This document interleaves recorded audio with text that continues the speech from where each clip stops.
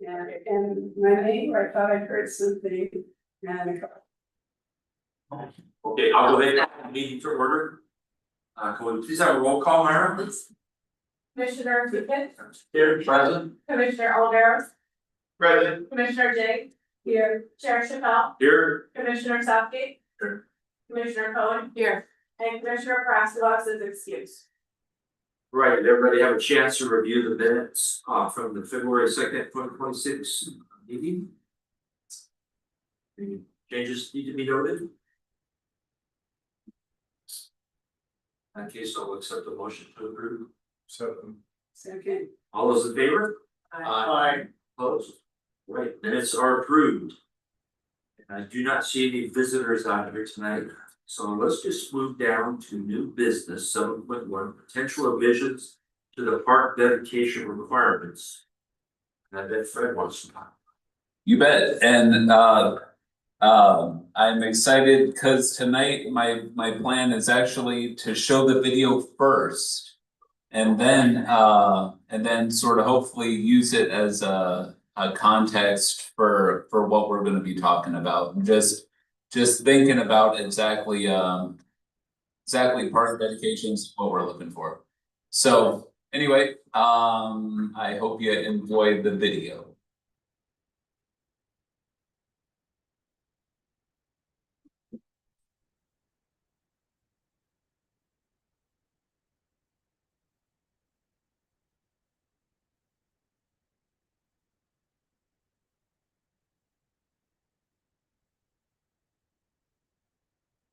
Most famous landscape architect in North America. With his partner, Calvert Vaux, he had designed Central Park in Manhattan.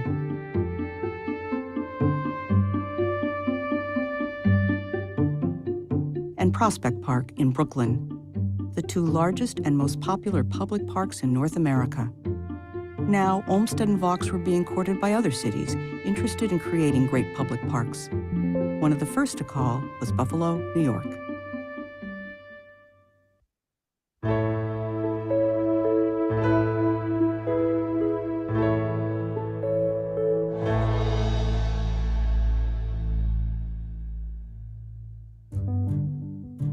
In the years after the Civil War, Buffalo was the center of America, the place where the Erie Canal ended, linking east and west.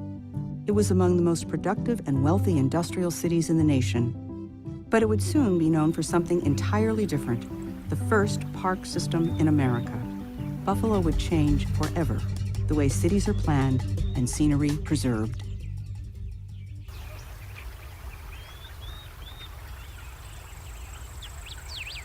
Well, when Olmsted was invited to come in 1868, Buffalo was really a booming city. Its industry was flourishing, its transportation was flourishing. It was also the center of a growing agricultural region. It was the time to spend money on municipal improvement. Olmsted took a one-day tour of the city in August of 1868. He immediately saw that Buffalo needed a park, desperately. A comprehensive park scheme is desirable because the immediate environs of the town are not at all attractive. And escape from Buffalo to anything like rural quiet is difficult and disagreeable, if not impossible. But Olmsted also saw that the city had very good bones. The original city plan of Buffalo was laid out in 1804 by Joseph Ellicott, a surveyor who'd worked in Washington with Pierre L'Enfant. He took the idea of a radiating city plan. Olmsted thought this was a really brilliant idea. It was a very unusual plan for an American city. On the tour, Olmsted was taken to 3 sites local citizens thought suitable for Buffalo's version of Central Park. But within a week, Olmsted let Buffalo know that his plan would not be Central Park transplanted upstate. It would be something much more ambitious. He comes up with the idea that this city would be better served with 3 parks in different parts of town. 3 unique sites, 3 unique designs. To the west, along the Niagara River, Olmsted and Vaux created the front, with a terrace for viewing the scenic Niagara. On the east side, they placed the parade, with grounds for marching and for active sports. To the north, the park eventually known as Delaware would be a pastoral landscape, a country place within the city. But there was more to the plan. They linked 3 parks together with a new type of public space, the Parkway. A parkway is a series of roads and walks adapted exclusively for pleasure travel, occupied by turf, trees, shrubs, and flowers. Thus, at not great distance from any point of the town, a pleasure ground will be suitable for a short stroll, a playground for children, an airing ground for invalids. The way itself would thus be more park-like than town-like. The ways were park-like, but they were also Parisian. The wide boulevards mirrored the grand streets of the city of Paris and brought a bit of French romance to upstate New York. Olmsted and Vaux were very knowledgeable about Paris. The idea of having circles where the parkways come together in Buffalo was something taken from Paris. And the way the parkways link the city to the main park was also Paris. The main parkways are 200 feet wide, which is a very wide street, obviously, and they were lined with multiple rows of the American elm. The old pictures of the parkways lined with those trees are just spectacular. They're truly cathedrals of green. Buffalo accepted the Olmsted-Vaux plan, and in 1870, work began on what would be America's first park system. Olmsted and Vaux are always thinking in comprehensive terms. So when they design a park, it's not just to be a pretty place or a place to play baseball. It's always connected to the rest of the city and the way the city functions. He saw this whole city as being a kind of organism of living, working, commerce, all connected by a very functioning system of movement. Right, we're fast forwarding, because then it talks about Niagara Falls, but we'll get to the punchline at the end here real quick.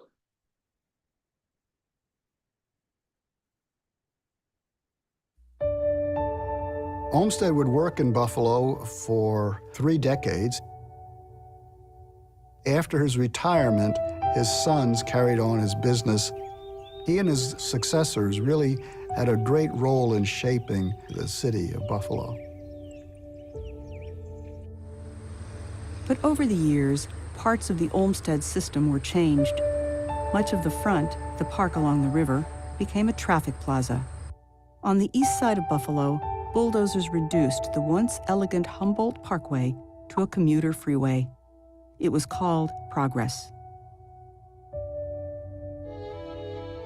But more recently, another kind of progress came to Buffalo. A grassroots community group that would become the Buffalo Olmsted Parks Conservancy was formed in 1978. The Conservancy now manages and protects all of the Olmsted parks in Buffalo in a public-private partnership with the city. Well over 1 million people visit these parks each year. A park is a work of art, designed to produce certain effects upon the mind of men.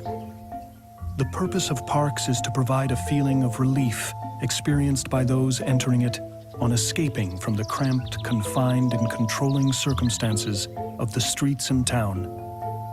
In other words, a sense of enlarged freedom is to all, and at all times, the most certain value and gratification afforded by a park. Frederick Law Olmsted.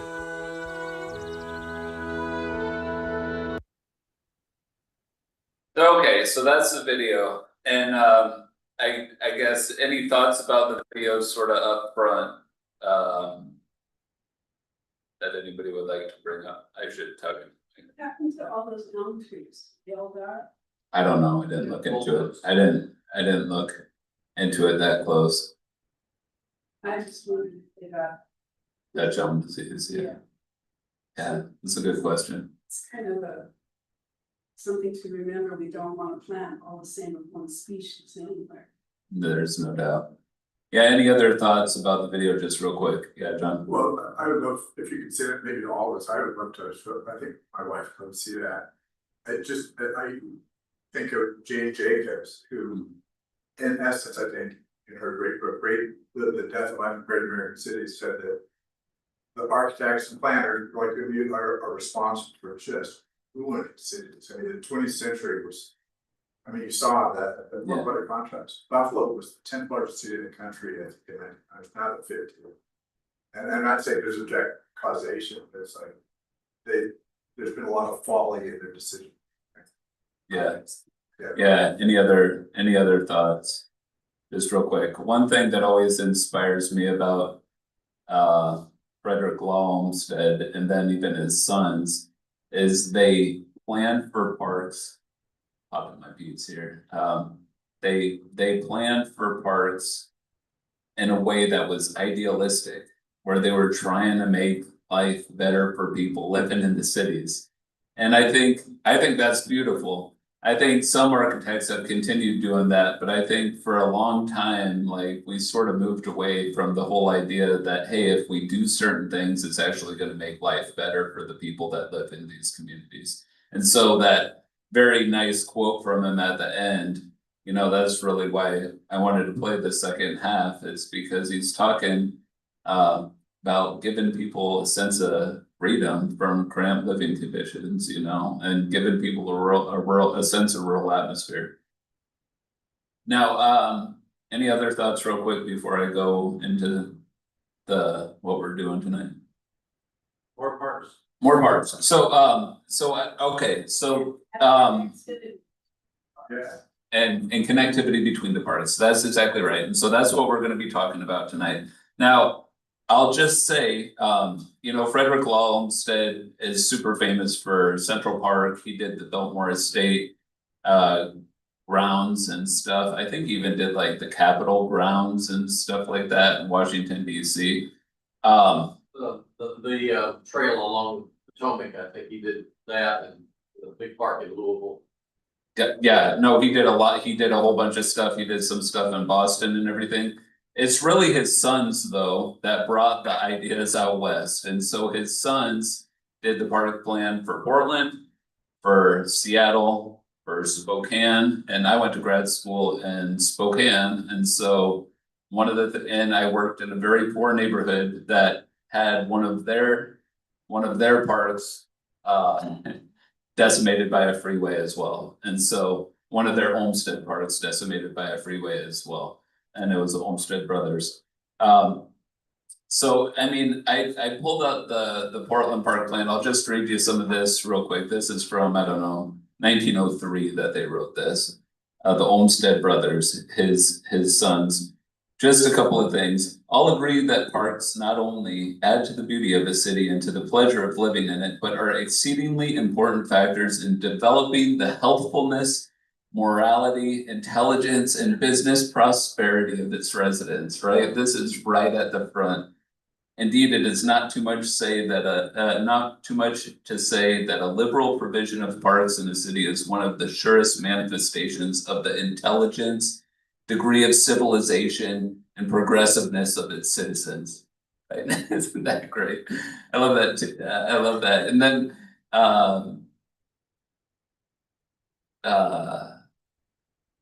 I'll just read you this too. It is so that's sort of the importance of municipal parks.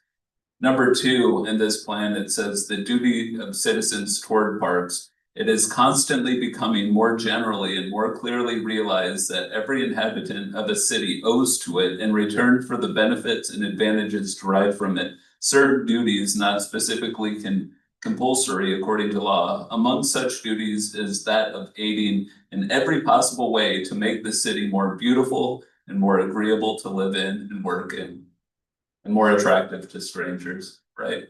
What an amazing set of principles that sort of underlined that Portland Park plan. And so like things like Forest Park came out of this plan. Now, one thing, and this is really why I started going down the rabbit hole, and I realized it when I was well, I mean, because I was super familiar with their system in Spokane, but one day I drove my family through the Seattle park system, like on those parkways and everything like that, just because I wanted to see it. And I realized that what they had an amazing sense of was using what in Washington we called critical areas, but things like wetlands, things like steep slopes, things like all of this sort of stuff for the building of the park system, because they realized you can't build on that stuff. The steep stuff is too hard to build on, and looking through this, I actually found a section where they say steep lands undesirable for small lots, and they talk about how difficult it is and how much investment just goes into the retaining walls itself. And so they're really encouraging even Portland at the time, hey, go and buy those lands cheap right now, so people don't waste their money trying to build retaining walls to try and make these lots usable, right? And so just very sort of amazing ideas that still stand the test of time. I love some of this stuff. They talk about how difficult it is to put a street on a hill as well, and they're like, you know, if people are building, they're gonna want to be served by streets, and building a street on a steep hill is very difficult. And it says, moreover, such streets are extremely ugly in the way that almost anything that is ill adapted to its purpose is ugly. I just thought that is a great line. So anyway, all that being said, in the parks plan that you folks just recommended to council, they recommended that we reconsider how we do our land dedications. Especially for new developments in the south portion of town and new subdivisions. And I thought that as we were sort of like thinking about it, it would be beneficial to sort of get a big idea of park systems and potentially parkways. And then also things like, you know, just what we have out there and what some of our desires have been with regard to the south part of town. So I've got a whole bunch of printouts. We'll look at some of these graphics together.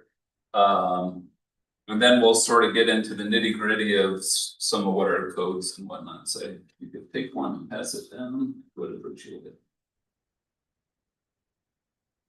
Every time I see this map though, up here, I've always wanted to take my pen and draw Mountain Fir Park on down, because it doesn't go nearly as far as it really does. Doesn't show the park down. Gotcha. Yeah, no, so I should start out with a context of our zoning map, because, you know, sometimes I get talking without really thinking that we all are on the same page with our zoning. And with John being new to the commission, I'll just point out, here's our zoning map on the screen right here. The yellow and the orange and are sort of our residential zones. The light orange or the light yellow is our single family, our lowest density zone. The orange here, this sort of gold orange, is our medium density residential, and then the deeper orange is our high density residential. And so you'll see that high density residential is sort of clustered. This is 3rd Street down there. This is I forgot the name of that mobile home park. What's that mobile home? Ash Creek Terrace. Ash Creek. This is Falcon Loop right here. Just and then the reds are commercials. This is our downtown riverfront zone. A lot of what we're going to be talking about tonight is this undeveloped portion of the community, which is in our mixed density residential zone. But then also down here as well, we'll be talking about this a little bit. The white is unincorporated. The white is unincorporated. Yep. That's exactly right. And so what I thought it would be beneficial to do starting this conversation is kind of envisioning what we have so far in terms of park dedications and what we're anticipating getting from certain park dedications. Now, you'll note in the plan itself, it said. It quoted from our IDC, Independence Development Code, subchapter 90. Dot 90060 land for public purposes. I also included that section in the draft or in the packet, page 13 of your packet. And it says that essentially we have two ways to go about this. Land for public purposes. One is dedicate 6.25% of a project site to park purposes. The second is if at the planning commission's discretion, you don't dedicate 6.25% and you have them pay 13% of the market value of a lot. So yeah, that's the two options, either dedicate 6.25% or pay 13% of the market value of the property, and you can see that in A and B right there. Right, any questions about that? Of the property, you mean of the whole development? The whole development. Okay. Yeah, and so when you look at this map right here, the one on the front, it's called Envisioning Park Dedications, I think, or something like that. It's the full city one, Myra. And I'm sorry, I should have named them even better. Yes, perfect. That's the one. Yes, So, I have a question, do you know, I'm not challenging this bit, but why the full ratio 2 to 1, 13% in cash or 6.25? I don't know why it's like that. It was here long before I was here. So sort of picturing this, and I did break this down for you in a matrix that's a little bit back in that thing that I just handed out to you. It's called Subdivision Park and Open Space Estimates. So that sort of captures what's going on in this map, and maybe I should have put them right next to each other. But Northgate, which was one big development on the north part of town, Myra, can you just scroll up right there? You can see that bit of park right there was less than that 6.25%. It was 5.7% of the total site. I don't know if that was before or after this. This amount was there, but just sort of giving you a sense of what 6.25% looks like with relation to the subdivision. Scroll down just a little bit, Myra. The left part of Southwest Crossing right there that says phase 1, that's the bit of wetland that was dedicated as part of phase 1 of Southwest Crossing. So I read this week. Accept that as their dedication. I'm not proposing any language. I just want to talk, I want to talk about this before we do anything. I think that's part of the reason why we're having this conversation tonight is if we're tweaking this language, how do we tweak it? You can see to the east there, Brandy Meadows 1 through 4.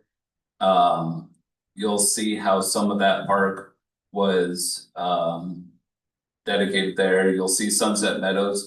Sunset Meadows is 1.4 acre park. That's about 9.2% of that entire subdivision. So just to give you a sense of those things, just sort of get a sense of how the percentages work. Yes. Maybe I'm being a little talkative tonight, can you go back to Northgate? Yeah. Some of it like that Sunset Meadow strikes me, it's really integrated into the layout of the lots. Yeah. Northgate's just like, well, okay, we gotta put it in some park. Right. Let's put it here on the. After that, yeah. Yes. But at least it's big enough you can play soccer or something in Sunset Meadows, there's no person doing any of that. Yes. And then it's a fast, half past all points. And I could, what were you gonna say? well, I could see having, I mean, I like, it seems like the law, and even along the lines of what you're proposing for reconsideration, allows for a variety of solutions, cause I really like the Sunset Meadows. if every park were like that, yeah, there'd be no place to play ball, but. Yeah. I would want you or whoever's overseeing this or us to have flexibility. Okay, we have one of these parks, which is great for 3 ball fields, and then we have the Sunset Meadows, which is more, it feels almost homesteadian. I like having that, an option for variety. Right, I think that makes sense. Okay, what were you gonna say, Becky? I was just gonna point out that that Sunset Park, there was supposed to be a pathway that came down out of Mountain for Inspiration Garden on the west side of 9th Street, where that black line is between Sunset Meadows and phases 1 and 4. There was supposed to be a 20-foot or 30-foot pathway, and some way without anybody in the neighborhood knowing that was made, they decided that walkway, the green space would be that, but it no longer connects things, and that was what part of the envision for the Southwest corridor was to have attached flowing spaces. And it's not doing that at all. Yeah. So let's, cause what we can do is, if you go ahead and go forward a couple of pages to envisioning the future system. Just to have that conversation. So the park. No, not that one, Myra. I'm sorry, I should have named it better. Anticipated is anticipated. So what you can see in this is, and this is completely captured in the Southwest concept plan. Is the whole idea of taking the South Fork of Ash Creek. Taking the South Fork of Ash Creek. And just bringing the thing down through this whole section right here. So the connection is anticipated to continue this way. And this way, up through that, if you can see that, down to here. That's the intent. I will also call out this. This is in our parks plans as well, which is, this is a 100-foot Bonneville Power Corridor. Which connects up to this and will eventually connect up to Central High School. Right up here. So this for the Southwest concept is what the plan itself articulated. And you can see that in your packet itself. I suppose on about page 19 of your packet, where it shows that corridor, and then it talks on page 20 about how it envisions that corridor to be developed. And so you can see this, in my mind, is very, very Olmsted Brothers sort of style, where they look at the natural features and they say, hey, that's the most obvious natural feature in this area. Protect that. Put your recreational amenities along that. And that will be sort of your focal point of the neighborhood. On page 20 is of the packet, really sort of captures what they're anticipating with a trail, the creek over here, some sort of stormwater in this area. Between the trail and a little bit of recreational area and the creek itself. I will say, and I included some park orientation stuff later, and we can get into that potentially later, because I think that's kind of an interesting component of this whole thing. But in say Brandy Meadows, we completely did not get this, right? This image is a fairly nice image. In Brandy Meadows, we did not get this. Instead, we got fences here, a trail along, very nice riparian habitat, but then we got a big stormwater pond sort of further down. And so trying to get more like this, more like the Olmsted sort of concept instead of that, I think is ultimately what we would like to achieve. Is there a reason that the Brandy Meadows in yellow has no parks identified for it? I know that's not built yet, right? Yeah, so for that, so Brandy Meadows 1 through 2 is up here. Right. And so they provided the parks right where we told them to do the parks in that Southwest concept plan. The problem, I mean, part of the problem is their stormwater pond is right here. And originally, the intent was to make that usable stormwater pond. Cause it's not full, I mean, it's not full all of the time, and. At this point, that is not the case, that's not a usable stormwater pond for recreational Is it purposes. detention or retention? I could. Is it wet all, I mean, is there water in it, or does it dry out pretty quickly? It dries out fairly quick, the goal was to make it more like Madrona over in Monmouth, Right. Madrona Park. It'd be nice to have playground involved in the area. You know, it's Yeah. just not- Yeah, the Southwest concept plan does call for a park sort of in this general area.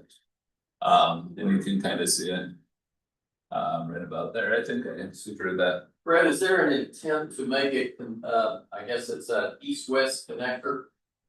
In somewhere in this. Yeah, plan? so this right here, this is Chestnut, and I just sort of drew it in roughly. Now, I should say these parcels haven't been created yet.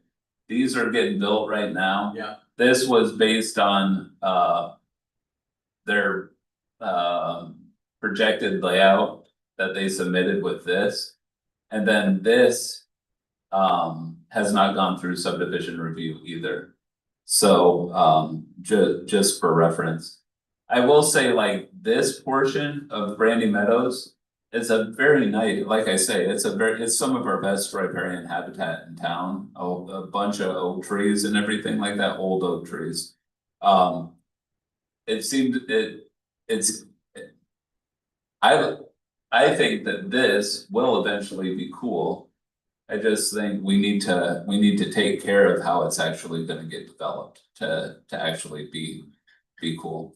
Also, I will just call out this Bonneville power line right here was something that the parks plan called out to do that. And so with Southwest Crossing, they had a wetland right underneath it. And so we were saying, hey, it makes sense to us to do this trail right here, right along the Bonneville power line. And then with the wetland right next to it, it's essentially a bigger mass of open area. And so at the time, it was like, yeah, no, that makes sense to combine that. And then there's ultimately a wetland up here as well. To sort, so you can see, I guess you can start seeing the bones of this system here, right? Any questions so far? Any news on the bridge over for Chestnut? And we keep on applying for grants. I think we have a whole bunch of the money, but we don't have all of the money. Is a story of that. Now, I will. Where's the bridge you're talking about? It will go across Chestnut right here. Oh, okay. Now I do, so I guess based on that, before I start going to things like roadways and stuff. If you go to the map that says restricted, Myra, or something like that. Limitations, yes. The smaller sheets or? It's one of the smaller sheets, yep. It's probably the third sheet or so. And what I gave you. You can see when we start taking these limitations that there's all sorts of limitations associated with these park sites, including floodplains. You can see that floodplain there, the wetland, which is in Southwest Crossing. You can see the overhead power lines. There, and then of course the stormwater pond and Brandy Meadows. And generally. I mean, I'll just sort of let you know. Maybe where I fall. I think generally, we're getting a lot of land out of some of these developments. And you can see that in the subdivision park and open space estimates. So if you, and I'm sorry, Myra, I didn't do that. But if you go a couple of pages later and you look at that matrix like that, I'm sorry, I'm making you flip through so many pages.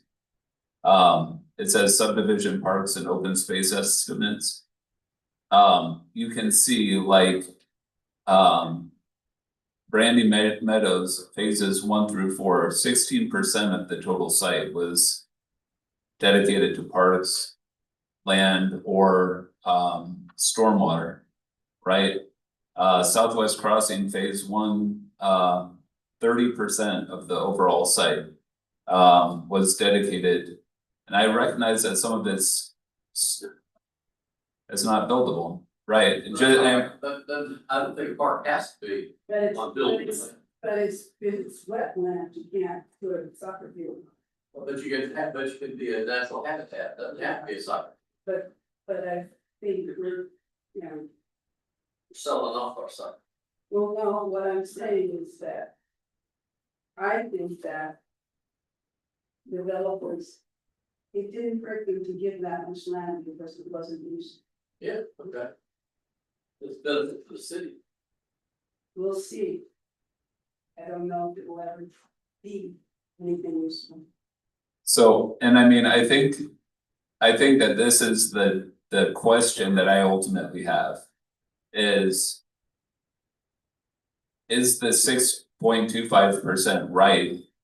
And then should things be limited out of the 6.25%, the calculation?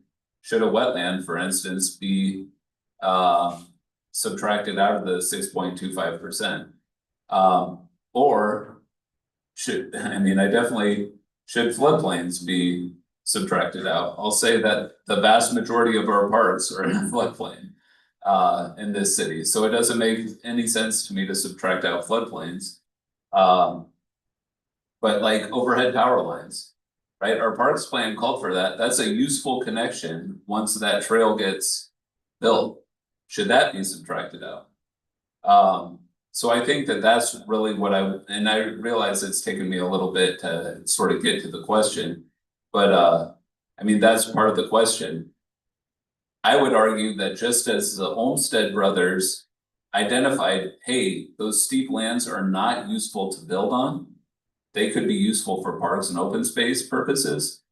We have lands just like those. To what degree should they be counted toward a developer's contribution? I'll throw out a couple thoughts. One is to kind of grade, you know, like if it's undeveloped because it's wetland, you get fewer shits, fewer points for that. Yeah. If it's a park with flat land that's lends itself to ball fields or whatever, that's the 100%, but you only get 50% of value for wells. The other question or observation is we have to come up with rules that are clear and objective. Is that right? Yeah. To me, that's a shame because I'd love to have a discretionary process where, okay, here's our guiding principles for what sort of things we want in the park tied to your subdivision, whether it has to do with connectivity or ball fields or storing wetlands or whatever, you know, we could spend a lot of time figuring those out. And then you make the case to us why you reasonably satisfy those guidelines. But I'm assuming we really had to have just a number. So and this is what we're doing with the part of the housing standards. Is we're doing one clear and objective standard that applies to everybody, but then people can opt into a discretionary standard if they want to take that route. So we could do something like that for this as well. Where yeah, the standard is 6.25%, but if you have a certain plan, then potentially we can look at you different. I will say, having some sort of location criterion too makes a whole lot of sense to me as well, because fundamentally we want the South Fork Ash Creek as a park system. That will be a very nice amenity once that's totally built out to connect up to Inspiration Garden, yes. But it's not part of what's available for developers, right, because it's a floodplain. So it's not part of what could ever be built upon, it wouldn't be part of anybody's development. So I would say a floodplain can be usable, it seems to me. I'm not saying it's not, Do it yourself. I'm just saying. Oh, well, to a developer, but also to a potential park system as well. Yeah. But I guess what I'm asking, when we look at the projections here, nobody has any houses plotted in that land. When we were talking last year about the floodplains levels changing and how that was gonna affect us. You can't build on the floodplain to begin with, so it's not part of the developmental the area that's available to develop, I guess is what I'm saying, so it doesn't count towards anybody's contribution parts. I'm not saying it's not good, I think it's great, I think that it's nice they're preserving those oak trees and cutting out the seed cherries and the ivy and all of that. But at this point, there's really not a lot of way to get to use it, and it will be nice whenever it is. But I guess my point is that it's not development land, so that's not a trade-off, is what I guess I'm saying, it's not part of what they need for their payment in lieu of, or in place of the payment. Right, I guess I get that, I guess at a certain point though, I question just how much land do we conceivably want for parks and open space, like, so this middle one right here is going through an annexation process right now. This goes right through the center of that. When I calculated that out today, and I mean, their submittal says 10 acres of parkland out of 46 total, right? So that's a dang lot of the site. When I calculated it on GIS today, it was 17.6% of the site. So that's a lot of property to then take to say, oh, I'm sorry, you can't even count floodplain too. So I think after having looked at it, I think fundamentally various types of uses have different implications. I mean, for instance, Inspiration Garden, that's a floodplain. You know, I would argue that's entirely usable as a park space. It should be in Riverview Park, right? That's a floodplain. That seems 100% usable to me as parkland. I would argue that a stormwater pond though, that is non-accessible, it's probably not usable as parkland. Yeah, is that their park, it says stormwater pond, that's their 6.25? That's part of their 6.25, yeah, no, and then the rest of it is floodplain. And the intent was, when that originally happened, we looked at the Southwest Concept Plan. And we said, stormwater next to a trail next to the river is exactly what we want. Make it usable and that should be fine, and at this point, because of a number of things, that has gone away from being usable. It is the Drummond Park, it's a stormwater pond, and yet it's usable, am I correct? That is exactly right, Yeah. so if they have a storm, and you can see even some big grates and whatnot going into the park, where stormwater is going into that park. And that was the intent originally for how that would function at Brandy Meadows. Why did geology? No, I would say, I don't know, it's not something I really wanna say in public. Okay. We can go off record. Yeah. So I mean, stormwater ponds, for instance, that doesn't make sense to me, but we're on something like the overhead power lines. I'm more sort of on the fence. And I mean. Frankly, you know, things like wetlands, I think that a wetland can be useful. I think that a wetland can be an aesthetically pleasing amenity for a housing development. I don't disagree, I'm just saying, Henry Hill's a long ways away if kids want to play ball. Yeah. And kids come in and they hang on the trees in Inspiration Garden, because it's not set up to be a playground. Yeah. And there's a little bit in Sunset Meadows, but not a lot of playground, and there's no place to kick a soccer ball or a bat ball around. And I think kids need that. I mean, have kids on our street playing basketball in the street. And You have a basketball hoop right across the street from your house. yeah, well, it wheels in and out. Yeah. But, so the kids are playing in the street, and I just would like to see in that area on the southwest, a nice park that has basketball hoops, that has a soccer field, that has a baseball diamond.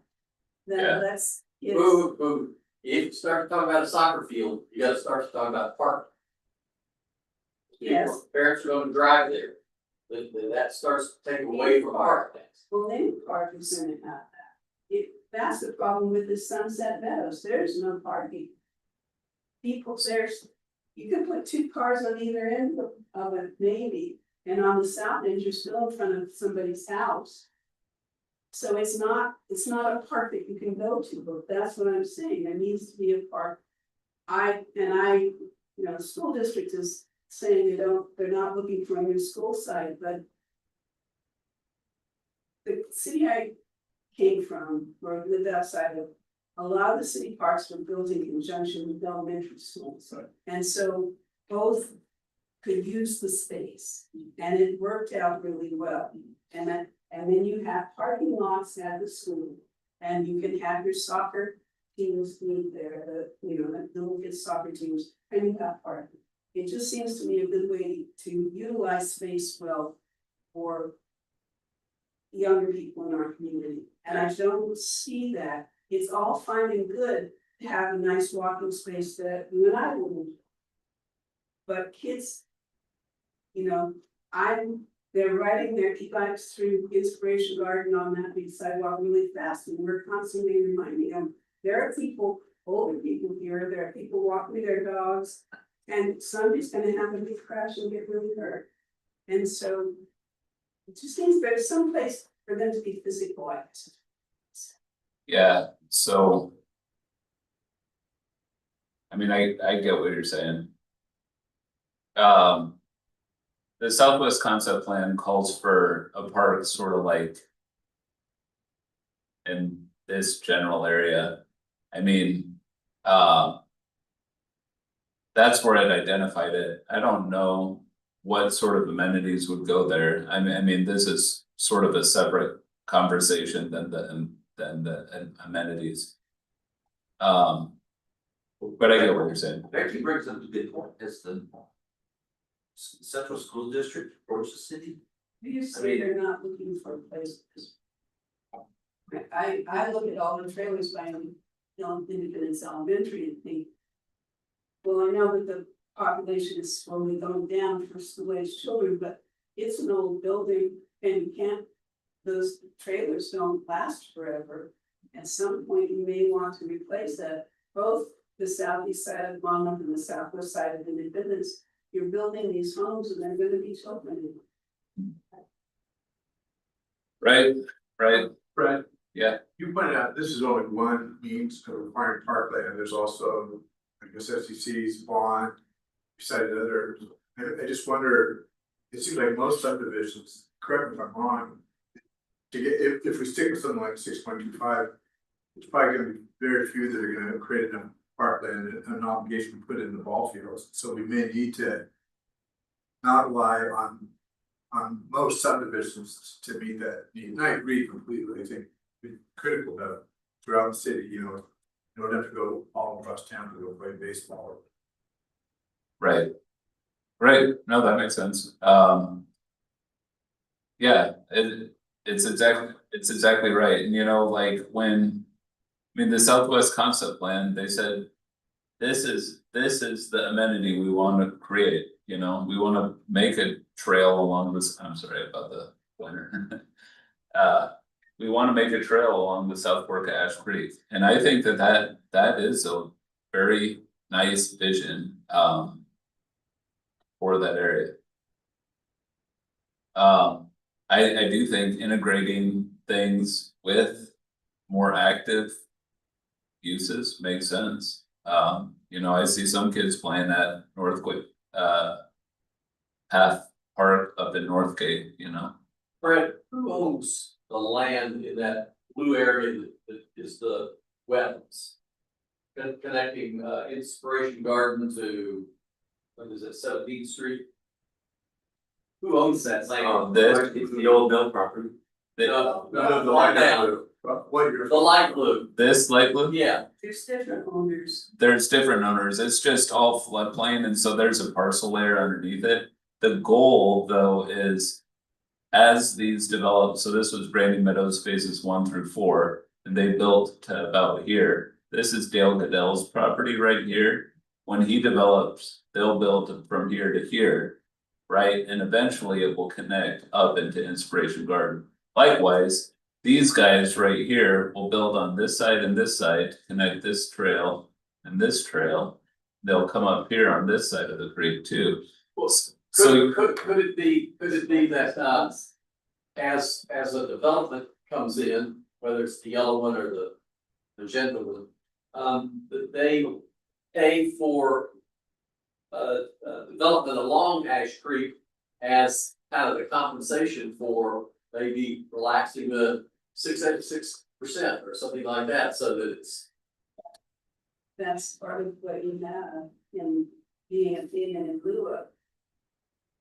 So the payment in lieu of is specifically to acquire land. These mechanisms right here are specifically to acquire. The SDC stuff is on top of that to then build amenities upon. So that's how it's currently structured. Here's another thought. I really appreciate what you said about having the, what do we call it, the two path. So there's a clear and objective. And then there's the more flexible, but you have a clear and objective path if you use something. But make that onerous enough so that, well, dang, I'm gonna call Fred and say, all right, what can we do if we follow this path where it's not cut and dry? And that's where you could say, okay, my planning commission wants connectivity, they want a reasonable smattering of ball fields across the city. They wanna, whatever, protect riparian, and I'd love to see developers, especially these larger lots where there's real skin in the game, to say, I want to work with the city on something creative. And then we could engage with, have you thought of putting a soccer field?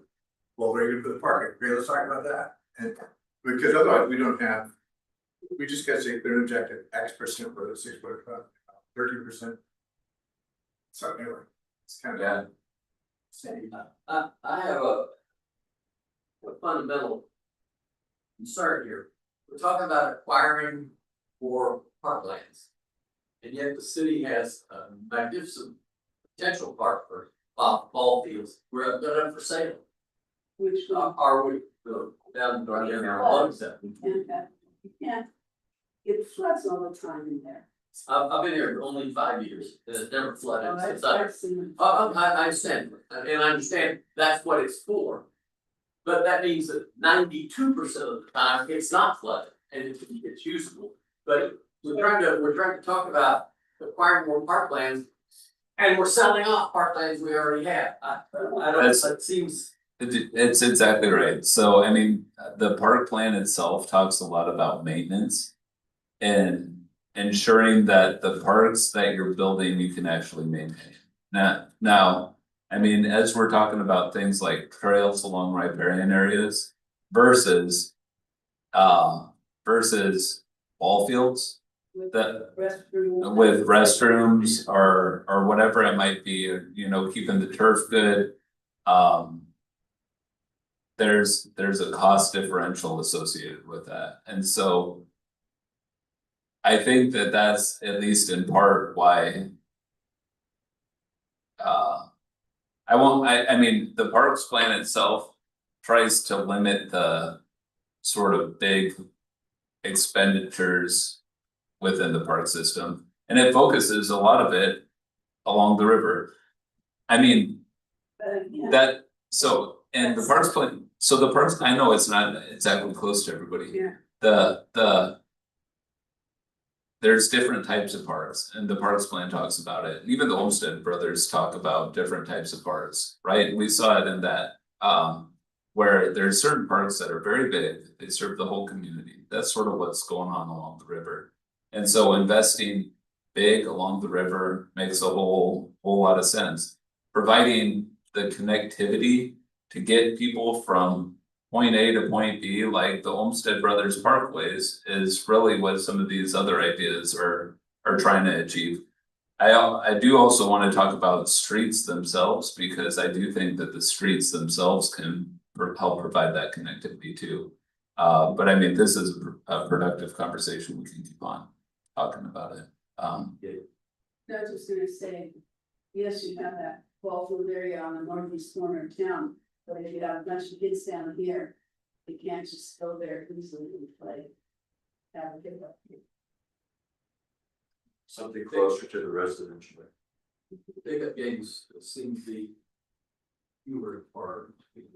So I mean, this is part of the reason why things like the power line connector of that power line is important, because then that gets people to the high school, that gets people to the basketball courts at Talmadge, it also gets them to the gate.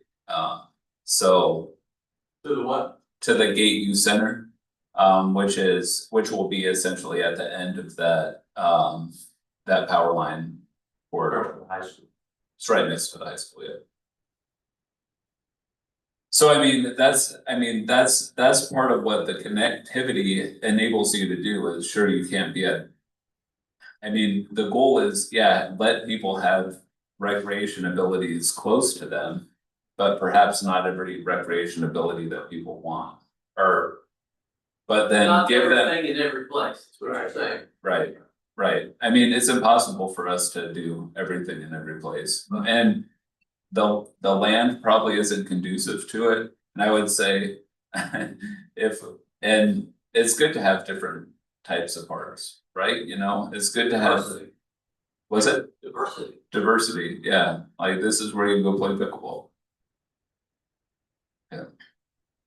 Where do you play pickleball in Independence? You know, Cross the bronze. you do it in Montana. No, that's not, yeah. But if you recondition the Tennis courts at Henry tennis Hill. courts at Henry Hill, And that's what I'm seeing all over the place, the tennis courts are being repainted. Reconfigured to be pickleball courts. Yeah, that I think last time I looked at that tennis court, there's a massive crack in it, so. it all needs to be, whatever you're gonna do with it, it's gonna be cost money to recondition. Yeah, that's right. So any thoughts about, so I mean, I'm hearing a little bit from John that maybe a spectrum sort of approach, where a clear and objective standard, but then maybe work with us as well, yeah, We're talking about either the 6.25 land. Yeah. Or the 13%. Well, Because all the years I've been on the planning commission, I do not recall one time ever accepting money. It's always land, donation of I land. remember. yeah, I do Not too. that long. Not that long Yeah. ago, the 4 lot subdivision on 7th and E. We get that. Seven hundred keepers.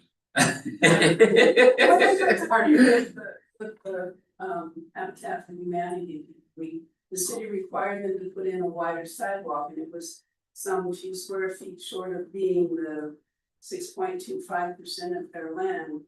But you said we couldn't give a recommendation to the city council to let that stand as their contribution.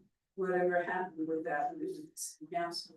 I don't know how that, I can't remember that decision, so I would have to relook at it. I have a question though, because you're talking about having leeway. In what you said on page 13 of our regular package, That the option of the current planning commission, the city may permit the applicant to pay a sum of money in lieu of dedication of land. Does that mean we can request that? Instead of giving us land, we want you to help fund this other thing? Yeah, why can't we do that? Yeah, we can. Yeah. But we can't require, if they say we'll do the 6.25, we can't say, no, we want money instead. Well, right now it says at the option of the planning commission. Oh, So, I mean, it's probably not clear and objective right now. And. And I'll say sometimes getting the land is. Cause it's based on real market value and the real market value is sometimes lower than you would anticipate for a project, and so. It's not like we're gonna get a chunk of money that we can then go out and buy a property for. and I read this to say, it's their option, if they give 6.25, they need to cover as it's currently written. However, we will allow them to say, no, we'd rather pay cash, we have the right to allow Oh, I that, but see. we can't require them to give cash instead of. Has to have been out of, I think that's pretty much it. yeah. Yeah.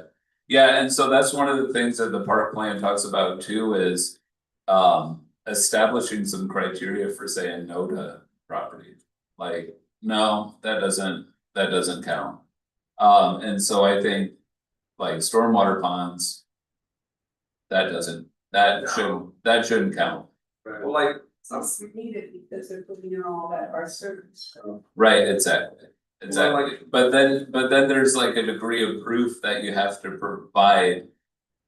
If you're saying, oh, my stormwater pond is doing that, or is gonna be usable, then we could say, no, you have to show us how it's gonna be usable.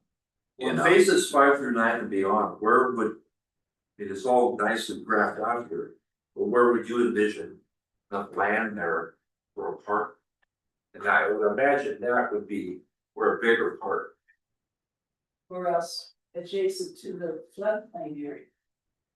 right, and they've provided everything adjacent to the floodplain area, and they've. At this point, they're thinking that they're gonna be.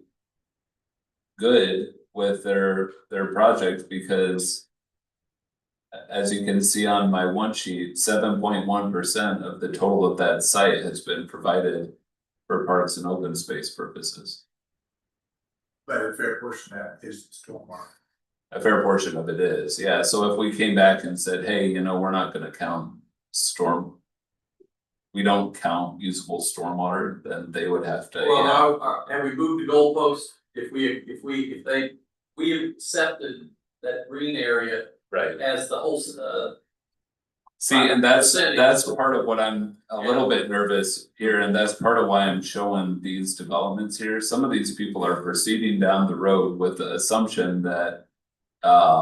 It's gonna be, they're going to be able to meet the requirements through this approach. And so, and that's part of the reason why I asked too, like, just exactly how much land do we want? Like, I mean, housing is a priority. Yeah. As well, you know, Which gets us into another one of your discussions is change in density, single family versus duplexes versus. Times a quad, all that, I mean. Is up for grabs, I would bet, with that phases 5 through 9. And I'd also say that. Good point about the density, so I assume every unit.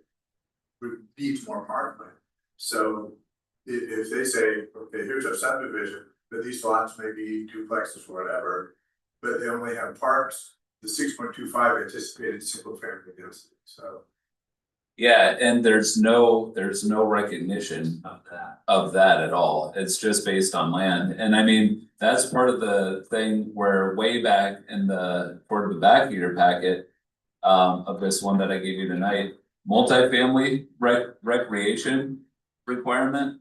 Cause we have a separate requirement for multifamily, and John brought this up last time. And it's weird because in this part of town, we anticipate multifamily. one of the sites that will have multifamily is, oh. So. One of the sites that has multifamily or will have multifamily is this. Right here. Right? Within the MX zone. We say 15% of the site is supposed to be, parks and open space land. Not only that, you're supposed to. Excuse me, unless you're within a quarter mile of a public park. Right? So you don't need to do it, but down here, this is supposed to be multifamily, these would not be. A quarter mile from a public park, and so this site right here is anticipated to need to provide 15%. Is that 1.5 or 5.0? 1.5. And so I guess sort of thinking about that and how that relates to this. Sort of is important as well. It's interesting because when you look at this, in our high density zone, we have. A requirement that says you need 300 square feet of recreation area per unit, so that's a per unit basis, and it says 300 square feet of recreation area per unit. So if you have, like Legacy Oaks, 196 units, that's 58,000 square feet of parkland, or an acre and maybe a quarter or something like that. When you go and you look at the requirement for the MX zone, it's not based on units, it's based on the proportion of the site. And it's 15%. And so you can see that the going over to that MX zone, or the difference between the two zones is quite stark, right? If you look at Brandy Meadows, that little bit in Brandy Meadows. Within the high density residential zone, they would need to provide 8.2% of this site as recreation area. Within this zone, though, they're supposed to provide 15%. I'll just say, it's weird too, because already this subdivision is required to provide 6.25%. Somewhere, and then they're essentially getting double counted for another 15% on top of that site. And so I think that there's probably that probably is not the best way to do that. I just don't know what you folks think the best way might be. Didn't we look at their preliminary plans before he decided to go over to Dallas? No, because it was too expensive here. Yeah, And we did, we looked at that 6 through 9 or something. right, yeah. 107.4. So is he still gonna build on it, or is he selling the land, you know? We don't know, we haven't seen him in a while, so. Donkey's over at Dallas. So do we have a PUD ordinance? We do, it's very bad, I would not recommend anybody to use it. Which ordinance, John? Plan unit development, PUD. Well, could we fix it so that that becomes the vehicle for this flexible negotiation versus, okay, here's a hard pass, do that, be the code, you don't have to worry about us. But if you want to be more flexible, because the hard and fast is actually pretty onerous, so work with us in a PUD. And if it's a crappy code right now, yeah, then we need to fix that, I'm sure you're right. That's, I always like that about PUDs, because, you know, you could really be specific to the property you're working with, like we have slopes over here. We have this wetland over here, we have the stream that it's tied into the regional system here. And so it's really tailored to that site, as Olmsted would do, rather than just a generic, I mean, these subdivisions strike me as just that they stand out. You know, rectangles versus Eastmoreland or Laurelhurst or something like that, where there's Right. more organic. Right, but, and I mean, right, I agree with you. Is we have meeting to it. Well, we're supposed to be clear and objective. I will say that like our plans themselves call for like this amenity, and so these people are responding to the requirement for that amenity. That's Right. good. And I mean, even the overhead power line, they're like, yeah, we'll provide the overhead power line. The easement, and these, It's already there. it's already there. So yeah, Well, in the 6.25 land is. They're just giving the city the land. right, Where's the cash to put the playground equipment, the pickleball court, the. so stuff like The that, bathroom. the goal is as development occurs, SDCs are collected. That then help fund the improvements to the parks. So that's fundamentally how it's supposed to work based on our current. So the money, and I guess I have to plead with ignorance that I don't remember that meeting where we approved financial gain rather than land. Yeah. Where's the money gone that all these, we have a bank account somewhere, a bank on the corner here with It was used. our parks It money. was used for Riverfront Park. Yeah. And there wasn't much left in that. Now they're collecting them again, and they used some on Sunset Meadows Park. And what some of that was transferred. Well, it wasn't Sunset Meadows, though, the developer promised everything to the homeowners. I mean, there was month after month, there was 3 women that would show up and give the same spiel here. And it's, I mean, it was sad that, you know, I'd have been upset if I had a couple of kids. I'm gonna buy this house because they're gonna build a park. I mean, growing up in Corvallis, we had parks. Yeah. And you know, I mean, that's a nice use of what's available there. And like Becky says, you can't kick a soccer ball there. There's a little playground equipment there. And that's it, my 12-year-old granddaughter, or 8-year-old somehow fit in a little child's swing. And it fell out, and that is. Yeah.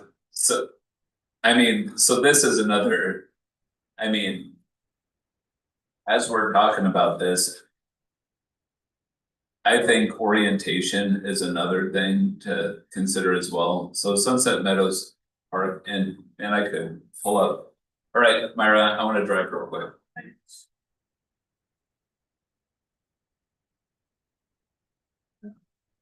Let's just picture some of these parks real quick, and I'm.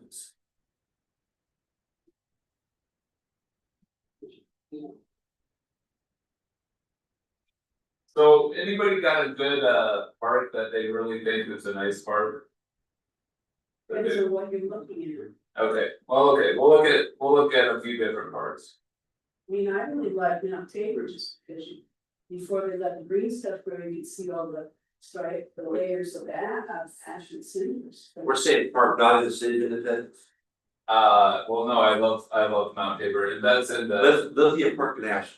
There you go. Oh, yeah, there you go. Beautiful. And that's a very nice, I mean, that's along the creek too, you know, it's linear, then it widens out. Certain places to allow more activity, including, I mean, And the tennis courts were converted into pickleball.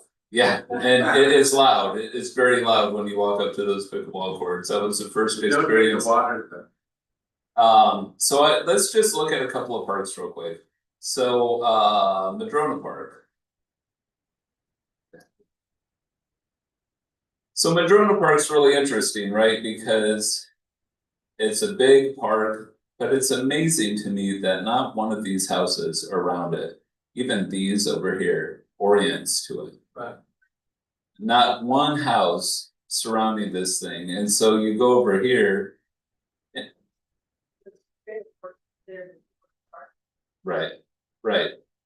So, but I mean, even these, right, and so the developer put these in. And they put 6-foot tall fences. Against this park for all of it, and I mean, I would tend to argue that that minimize these guys' property values, that they don't have. Our home goes this now, say, the front house has to have more windows and all of that, faces the street. Right, we do the same thing, I mean, we're right now promoting the same thing in our code, and I would argue the vast majority of people would build it the exact same way, but I mean, the problem is, in part, no one's looking out on, I mean, these folks are potentially from the second story. But no one, there's no eyes on this park, you know, it's, Yeah, they're walled off. it says walled off, and I would argue that fundamentally, like. It's a nice park. Part of the reason why it's nice is it's big, but I think there was probably some missed opportunities there. Now let's compare that to, I'll show you some of these. You guys ever explored some of the parks? And this La Mesa Park is kind of like Sunset Meadows because it's right. I'm never gonna be able to find it even. It's right in the middle of a housing development. It's just the interior of the block. It's the interior of a block. I gotta just, So there it is. yeah, it's a little tiny green space. There's little ways to sneak into it like this. But no one could tell that that's a way to get in there. You know, So it's property. there's a sign on one side, but it's just. But again, all the backs to it, all that sort of stuff. I suspect the homeowners don't want people in the park looking into their house. Right. So it's a protection for them. Right. Yeah. Exactly. And I mean, we heard that from Sunset Meadows, like. They didn't want the equipment to be so high that people would look over the fence and at the back of their house. I would say. Wouldn't it be nice if we solved the issue up front and had better orientation to the park? Now, I mean. I think a great contrast is clearly some of this stuff in Edwards Edition. So here you have all these nice houses oriented to a little community square. Right? That aren't so supported by. They're all, a housing, an HOA. But I mean, same sort of I mean. I show you that because the principle applies regardless of whether it's HOA or not. I'll show you another one. Over here in Monmouth. This Winegar Park here. You can see neighborhood built around it. And then a park sort of bound by a street all the way around. But Fred, the obvious difference here is there's a street that separates the houses from the park. And that's not true at the Drove. That's exactly right. That's exactly right. Because their front yard is defensible space, so they have they're driving on that street, and whereas the backyard is kind of not seen. I mean, I don't agree with it, but there's that, if you want to look at Misty Morning Lane in Eden Prairie, Minnesota, some relatives live there, but they have the backs of the houses back up to a green, it must be easements or something, but it's that's it. Just get the aerial. And. Okay, yeah, well, you can see, okay, yeah, all those houses, which I'm finding this one is, they all back up, and I think it's probably by HOA, there's no fences. So everybody's backyard just bleeds into this common green. And yeah, I don't remember seeing a single fence, sometimes there's a common, like a barbecue area, like let's have the neighborhood. Block party or whatever. Is there a grade there? I think it sinks a little bit, but it's not like it's not like a creek bed or anything like that, it drops gradually. But if you live 3 streets away, you're probably not authorized, or you wouldn't go down to that. It would be just that. It'd just be the 12 houses I around there. suppose, yeah, although I look at like, see where it says Franlow between Mead and Misty Morning, it looks like there's a place for me to get in there. I mean, I can't tell, but it doesn't look like there's a barrier between the backyards of those 2 houses. There can still be parking issues if you go there. Where you park. But if I lived 3 blocks away, I'd walk over there. And again, there's different types of parks for different sorts of purposes, like a neighborhood park is primarily to serve the nearby neighborhood. Yeah. Fred, back to Edmonds study. Yeah. I was just doing Meals on Wheels and went by one today. there's actually, it looks like a house lot that is a basketball court in the neighborhood. You know Right. where I'm talking about? I think it might be on. Yeah, I think I do.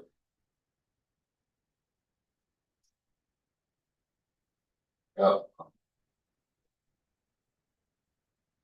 Oh, and so let me just, so like even this right here, you can see same sort of principles. Even with this little pocket park that they put in, where the fronts of the buildings are facing that Yes. pocket park. Front space park.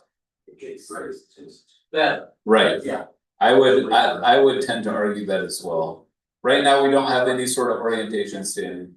I'll just shoot When it's off, when? to find the basketball court, there it is. There it is, right there. That's clearly just one of the lots that was chosen. Right there, Interesting. it's cool. I'll just, I mean, even, so let's look at Pioneer Park now, because Pioneer Park's the same sort of principles. Where the road distinguishes the fronts of these houses from the park, right? And there's only one house faced off, the rest of them have their back to it, I think. No, so there's two, 1, 2, 3, and then this one over Oh, there I see. Yeah. does too. So, so in comparison, I mean, I don't think that I can show you Brandy Meadows, maybe because I don't think that the aerial's good enough. Or new enough, but this portion of Brandy Meadows, which has the nice oak trees, the trail along it, that's a fence line, you know. A 6-foot tall fence line, you know, this is the back of all of those. And same with this right here, I mean, I doubt that I'll be able to. Yeah, so you can see that fence line right there. So they don't mind looking at the trees, but they don't want to have anything to do with the park, though. Right. Cause and I mean, I would say they. Perhaps they're not seeing the larger vision of what that park system will be. You know, partially, maybe it's because they're the first one in. I'll say too, that things like roadways, because I mean, the fact of the matter is what Olmsted was doing with parkways. Makes complete sense, and we can do the same exact thing with our roadway design. Right, and I'm not saying make it 200 feet wide, but I am saying make it a great public space fundamentally. And so, again, I'll just show you guys this because this is not what we want. This is Gun Club Road. I'm not saying anything bad about these neighborhoods, but I mean, look, this is a 6-foot tall fence. With the back facing Gun Club Road, I don't.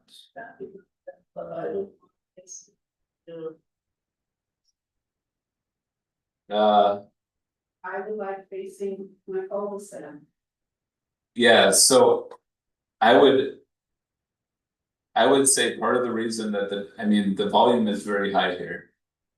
I would say people drive fast along here because it doesn't feel like a place for anything but cars. Well, it's set 30 miles, it's not 25 or 20. It's 30 miles, it's 7 foot way. Right, And you can't plant trees on the tree lawn because of the power lines, right? no, I mean, you could plant trees there, this is pretty narrow, what we have seen what we've had the most problem with is this. Is owned by the property owners right here, this little section. Yeah. And they don't care about it, you know? Goes on the other side of the fence. It's on the other side of the fence, and so to mow it or whatever, you gotta take it out all the way around the fence and do it here.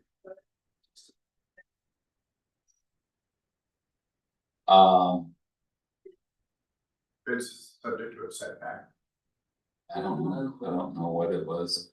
That would I- make that street gun club feel a lot different if you had some mature trees in it, that are really they. It would, The whole feel of that road. and I would argue like if you had, like if it, I mean, fact of the matter is, I'll show you Monmouth again.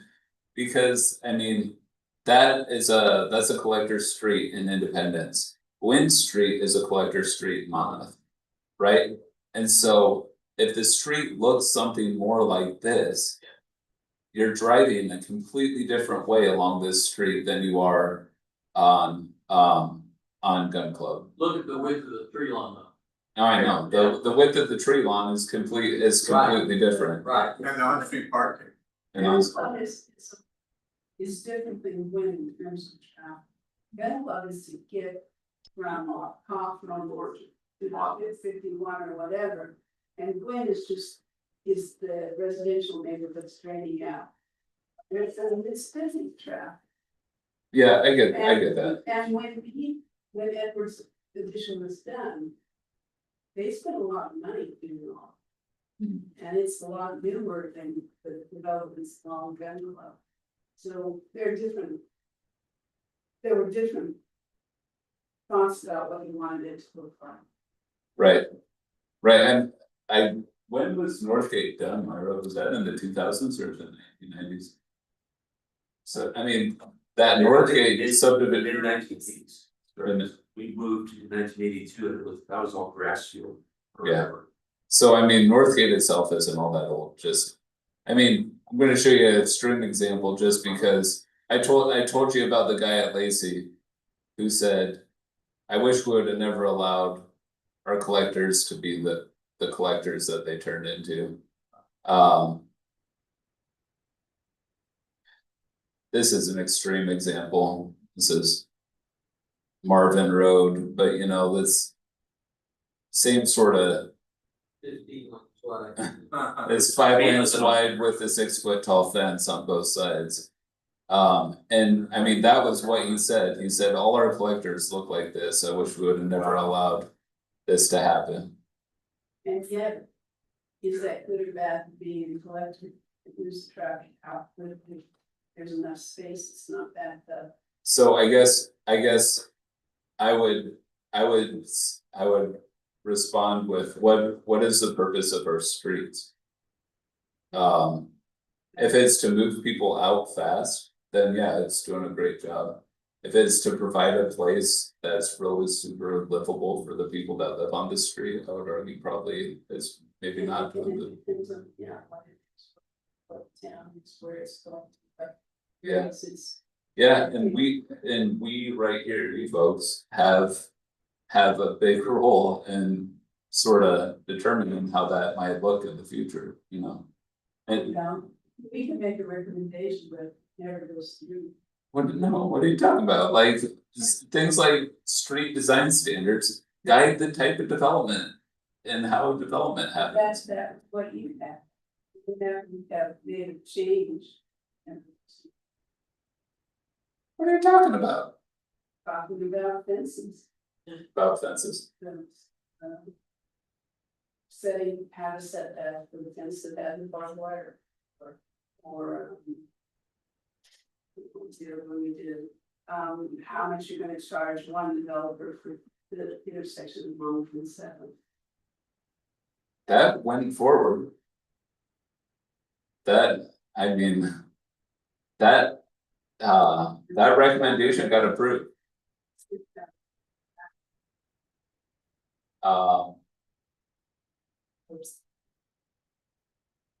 Yeah, I mean, we haven't seen any development out there, Right. so. Anyway, I guess where should we go from here? So do we want more teeth in your 90.90.060 then for public purposes where it says at the option of the planning commission? And the applicant, and then pays, the applicant shall dedicate. It seems to me that was one of the things we talked about, how much power, how much wiggle room does the city have in using this? Yeah, so if you would like, I can prepare some language based on what I think I heard. And what I'll probably get it wrong the first time, but you folks, once you look at it, you can tweak as you see fit. You wanna do that? Is this along partly to incorporate the idea of the 2-track system? So here's the. Yeah, I could definitely try and do that. And I would welcome, you were saying for the more flexible, what subjective process. If you wanna, I mean, I think you probably heard from the discussion, some of the values we have and you have, so these are the sort of things we're looking at. If instead of meeting an objective, you wanna go a different route. Yeah. We will interchange things, but here's sort of some things that we value. In that alternate path. Yeah, and I can try and make the clear and objective standards a little bit clearer and yeah, what I'll try and do is just try and make them. Yeah, no, I think I can try and do that. Myra, I got one more map that we didn't talk about, the area on the east side of town. So it's areas outside the concept plan, I don't know what I called it. Outside Southwest. Now, we didn't talk about this at all, the Southwest concept. I'll try and do this real quick so I can let you guys out of here. The Southwest concept plan defines where we want the parks, right? It's along the South Fork of Ash Creek. The areas outside of it, this is sort of along Corvallis Road. And then between the railroad and everything like that, and we got about 4 sites out there. And so what I did was just note the size of the site and then what 6.25% would be. It seems to me that establishing a minimum size for a park dedication that's not associated with a trail corridor or a larger system makes sense. But when you look at the site, the 6.8 acre site and the 8 acre site sort of toward the north, it almost makes sense that you could say you gotta site your park in that location in a way that it can join with the one next to it. Yeah, So, so a half acre plus a half acre gives you a full acre site. right, exactly. Just you make the numbers up. Exactly. And so I mean, with that site and then that site, you could get potentially an acre. On the 24 acre site, potentially you could get 1.5 acres. Now, On a big flat, real quick question, on a big flat site like that, is there a general location that makes sense for a park? Do we want it on the perimeter of it? Closer to Corvallis Road, so it might serve more people? Cause that's the fundamental difference between the Northgate Park that we looked at first and the Sunset Meadows Park. The Northgate Park got cited, it's called Path Park. That thing got cited in a way to be visible for everybody passing by. They knew that they know that there's a park there. And doing that, of course, there's traffic volume, it's not maybe not perhaps the most restful place. But do we want something more like Sunset Meadows? Is there some sort of citing principle that we should sort of put in there as we're thinking about clear and objective standards? Yeah, that's good. But it comes back to what's the purpose of the park, would there be enough space to have parking to have a town park as opposed to a neighborhood park? I guess that's part of what you have to look at. If there's enough land that you can make a parking lot that people can come in and visit from other parts of the city, that would be one thing. If there's not, if you only have just under an acre, you're not gonna have space for parking. Yeah, well, on the one that's 1.55 acres. Doesn't necessarily have to be one park, 1.55 acres, you could have a combination, could you have a Sunset Meadows somewhere in there. And then a larger park someplace else, just so that it equal 1.5. I would say. But you don't want something that's 20 feet wide and 2,000 feet long, that's not the real park. Right, exactly. So I mean, that was one of the things that they recommended was establishing some sort of general criteria for the parks that we are taking where it's not polluted, for instance. It's a certain width that's actually usable or whatever it might be. So, okay, I can, what I'll do is I'll try and, I'll try and take a crack at language. To maybe get someplace. But I think this will be something that we continue talking about at least for a little bit. Your next meeting, I do plan to have another version of the housing code available for you folks to look at. So maybe it will go housing code and then this maybe the next meeting, so.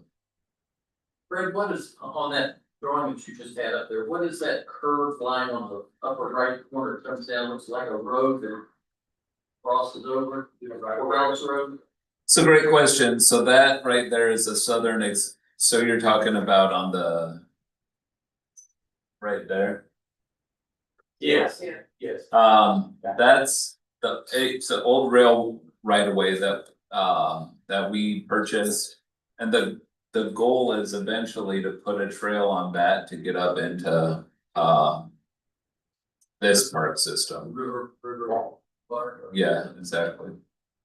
Exactly. So I mean, just as I was thinking about it, I was thinking, wow, shoot, maybe a park right here might actually make some sense, cause then it could tie into that. And it's right off Corvallis Road. Yeah, right off of Corvallis Road and all that sort of stuff.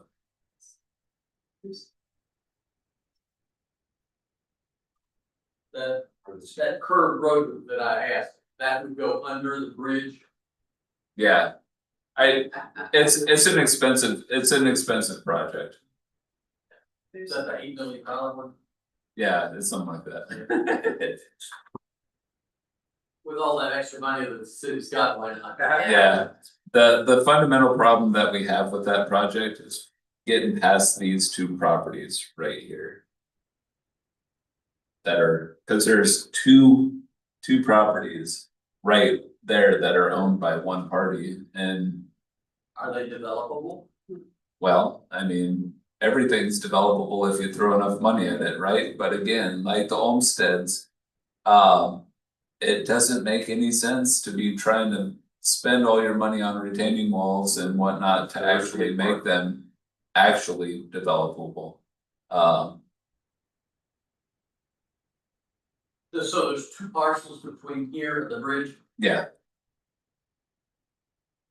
Yeah, pretty steep bank then, isn't there? oh yeah, And floodplain and everything. kind of floodplain, yeah, you betcha, Well, on the backside. on the backside, steep bank on the front side. Alright. More discussion. Well, This is interesting. folks, I threw a lot of stuff at you, I mean, but I think. And I mean, this is one of those things where once I started looking at it, cause. I was kind of mad that the parks plan came out and then they didn't actually give me language. To adopt, it's like, what? You folks should consider how to adopt this language, it's like, well, shoot. Give me more guidance, and so that's part of the reason why I started making maps. And little by little by little, the packet got really big, so I have. Over 200 pages. Don't worry about it. So, but